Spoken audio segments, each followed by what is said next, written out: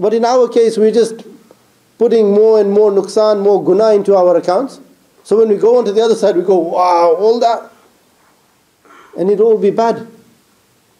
So this is what we're trying to do, is stop the sinning, stop the wrong actions. When you stop doing the wrong, the good automatically takes its place. The good automatically takes its place. So distribute for the sake of Allah. We are not like these people that will start going and giving all our clothes away and keep one pair. No. But how many pairs of clothes, of jeans, of hoodies, of tops have you got? Of trainers have you got? That you do not wear on a day-to-day basis. That someone out there who lives on the streets. How many homeless do we have here in the UK? Within Birmingham, within our cities. Some khidmat to them. Oh no, if I give you money, go and drink. You do your part. You do your insaniyat. You give them the clothes to cover their backs. The blanket to cover them in the night. But no, we don't want to. They just go and drink, they just get drugs. This is between them and Allah, not between you and Him. So please, inshallah, understand this point. The fourth benefit is that some people whom I observed think that their dignity and honor lie in the multitude of their family and large clans. They were fascinated by these things. Others claimed honor and dignity in abundance of wealth and children, and they were proud of it. Some believed honor and power abide in appropriating the wealth of others, doing injustice to them, and shedding their blood. Others considered dignity to consist of extravagance and spending wealth in a foolish manner. I meditated upon the saying of Allah subhanahu wa ta'ala, the most honored of you in the sight of Allah is the most righteous of you. Quran, Surah 49, Ayah 13.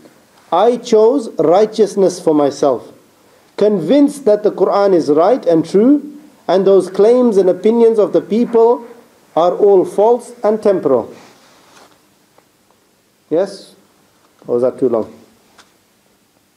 The fourth benefit is that some people whom I observed think that their dignity and honor lie with their families and their kabilas. Who are you, I'm Chaudhry? Who are you, I'm Raja? Who are you, I'm this? Okay? They think that that is dignity. They think this is the honor. I am Qadri. I am this. I am this. That's all they're trying to do. This is he's observed and this realized that there are people looking for dignity, looking for a bit of fame and name in these things. They were fascinated by these things. Others claimed honor and dignity in abundance of wealth and children. You know how much money? You like my new car this week? Do you like my new car next week? Did you see the other one, or did you miss it? And this is all they think, that where they get their dignity from. They think that they are attaining some level above the society. And then some people, it's not so much in our day and age, but children. Children used to be something that, how many kids have you got? I've got 2 only, or I've got 6. I've got 17. I've got 12. Yeah? They used to get their precedence over the number of children that they had. I've got more than you. Oh, you got 10? How many sons have you got? Okay? This was another issue. I got 9 girls. I got 9 boys. Okay? So this is the sort of thing. So, the other people consisted of extravagance and spending wealth in a foolish manner. This still applies to us today. How we spend our money, where we spend our money, what we do with our money. The amount of money, subhanAllah, look in the Arab world, for example. They built that massive, massive skyscraper. Yeah? Br Khalifa. You know the tallest building in the world? In Dubai. Highest at about 800 and something meters, 840 meters tall. Tallest building in the world. This is something the Prophet ﷺ told us. That in the last days, Bedouins will be competing to build high buildings. One against the other. They went building this building and they ran out of money. They ran out of money building this building. And then they had to go asking for more money as a loan on top with interest to finish this building. And what happened with that? They had to change the name. They had to change the name just so that they could finance this project. So, subhanallah, these signs are in front of us. That same $10 billion that they spent to build this was part of it. If they would have spent and given that wealth to the poor amongst the whole of the Arab nation, how many people would have benefited from it? Not thousands, not hundreds of thousands, millions of people would have benefited. Millions of people would have benefited. But just spending wealth in a foolish manner. May Allah protect us from this. May Allah protect us from this, because this applies to us.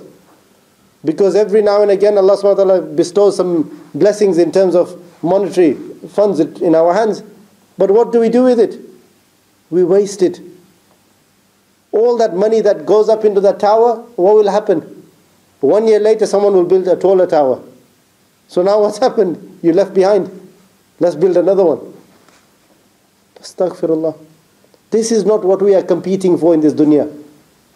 Our competition must be in our deeds that we are doing. I meditated upon the saying that the most honored of you in the sight of Allah is the most righteous of you. Inna akramakum indallahi atqakum. The most noble in the sight of Allah is he who is most righteous, who is most God-fearing.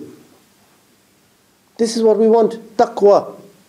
Are we instilling taqwa in our life or not? It doesn't seem to be. I chose, and he says that after reading this verse, I chose I must be righteous. Look at this.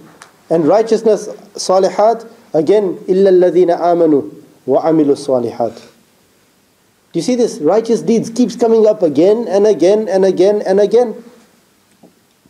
Our success in this life is directly linked to our righteous deeds, our good deeds. Righteous deeds, our iman leads us into taqwa. What Allah subhanahu wa ta'ala then would call us noble in the sight of Allah. But we wish to just push this aside. We want to brush this aside. This is not what's important. What I want, what my nafs wants, this is what is important. But inshallah, this is where I'm going to stop for today. That we've outlined 4 benefits.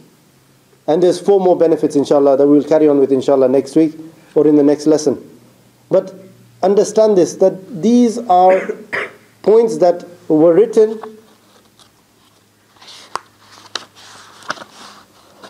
hundreds of years ago. Imam Ghazali rahimullah, who was born in 450 Al-Hijjah, in the year 1059. And he passed away in 505 Al-Hijjah, 1111 AD. So now we're in 2011, 1,000 years ago. Yeah? Look at this. So, literally 900 years ago is when Imam Ghazali lived. But the things that he said then apply to us today. What he said then apply to us today. So why is it that we are not understanding? The lessons are still the same then, they are now, ila yawmil qiyamah. We will still fall into the same traps over and over again. Dunya is the same. Dunya was then, dunya is now, dunya will be at the end. Until it is destroyed. But what we keep doing is we keep hoarding, we keep taking, just the greed eats us up. We need to sort this out. And again, this is nasiha for myself first, that I need to stop and I need to act upon this. But then anyone there that wants to benefit from it, then take it. If you don't understand, then ask inshallah that we discuss it further. But the whole purpose of these lessons is that we take something and we implement it on a weekly basis. Every week when you attend, you should not be the same person. Every week and every moment you are striving to get closer to Allah by getting higher in your degree and your status in front of the sight of Allah. Not that every week we come and we're actually a step down, a step lower, 2 steps down mostly. What is the point? Knowledge, knowledge, knowledge, but no action. The whole purpose of knowledge is that you convert it into amal. That you convert ilm into amal, knowledge into action. When the action comes into play, it takes you higher towards Allah subhanahu wa ta'ala. And these are classic day-to-day examples for you to understand that everything that happens to you in your life has got a message, has got a meaning in it. We can just go through our daily life and not understand and pick up a single thing. But the next time, inshallah, you go to the graveyard, you will see that who's going into the grave, who's being lowered into the grave, who's going to come out of the grave. When you look at people spending lavishly, you'll think, how will this benefit the people? The Prophet ﷺ said, "Khairun nas man yanfa'un nas." The best of mankind is he who is helpful and who helps mankind. You know, when you have 10 pounds and you use that 10 pounds to eat yourself, whereas that 10 pounds you could have fed another person who was hungry and begging for some money, then this was not good of what you did. You did not benefit humankind. Shafqat al-khalq is so important, but yet we are just not looking at these things. We bypass them totally. And this is why our companionship, Imam Ghazali is talking about this. Companionship is so important, but you must understand the interaction that we have within our community and our society.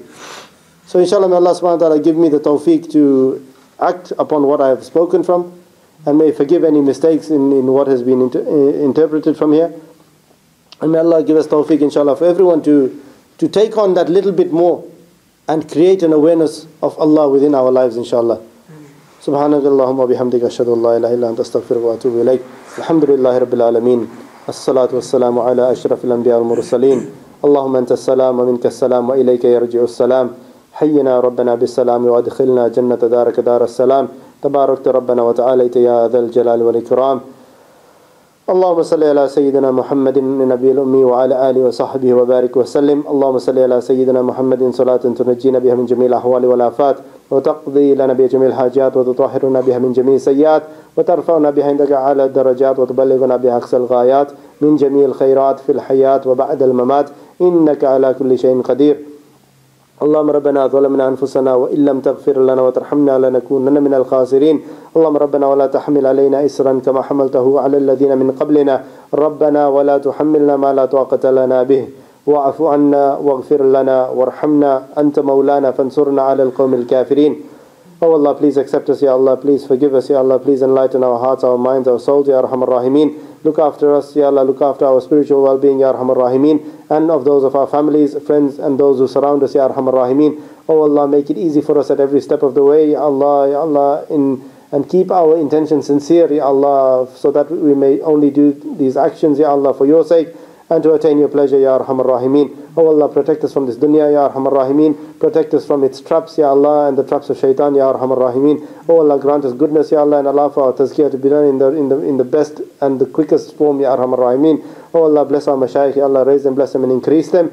Oh Allah, and we ask of you, Ya Allah, Ya Allah, Ya Allah, to bless, Ya Allah, Ya Allah, the ummah of the Prophet sallallahu alaihi wasallam. Ya Allah, grant them goodness, Ya Allah, for most of them, Ya Allah, that are suffering, Ya Allah, around this world, Ya Allah, with any taklif that they may have, Ya Arhamar Rahimeen.